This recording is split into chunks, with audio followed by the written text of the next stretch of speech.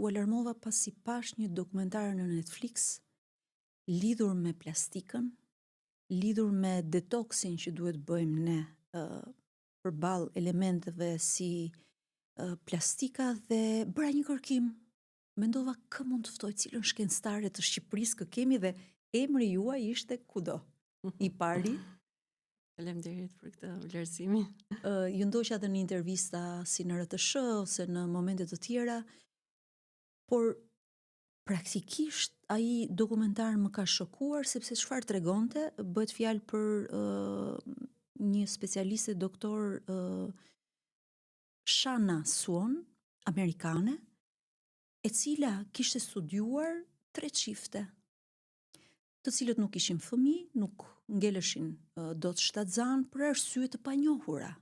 Pra nuk është se në trupin e tyre kishte diçka që nuk funksiononte, dhe çfarë eksperimenti realizuan për një kohë 90 ditore, këto çifte ulën ekspozimin ndaj plastikës.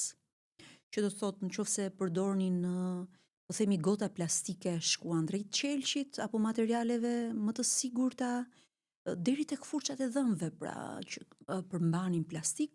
E kur mendova pastaj se sa plastik kemi ne në shtëpinë tonë, aty u terrorizova, nuk e di, ka vend për kaq terror apo duhet ta marrim më shtruar?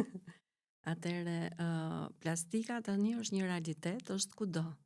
Edhe te kjo dhoma që jemi bashk, edhe te gota uji që kemi, edhe po të kisha një filtr, ta filtronim, do shikoj që do kishte mikroplastik. Që do të thotë është plastika e madhe, ndoshta e zbërthyer në grimca më të vogla.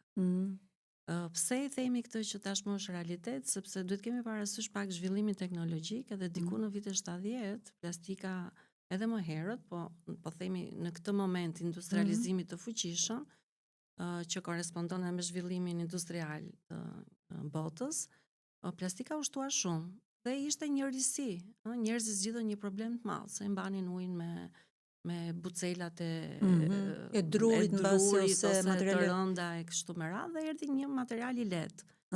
Kështu që ky zgjidhi shumë probleme. E ne për shembull sot kur shkojmë në një piknik me familjen, mund të paketojmë kollaj me qese plastike, me pjata një përdorimshe e gjitha këto me radhë. Kështu që si thua, gjithë ky zhvillim e pati një benefit ose një përfitim për njerëzimin.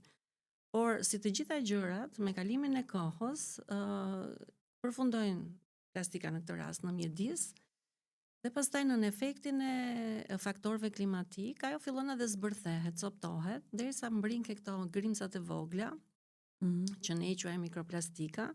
Këto shkojnë diku tek 5 mm, pra më e madhja, dhe pastaj edhe më të vogla akoma që janë nëpër masat e një virusi. Dhe ti po ta mendosh këtë, atëherë ajo është një grimc që lehtësisht mund të futet në trupin tonë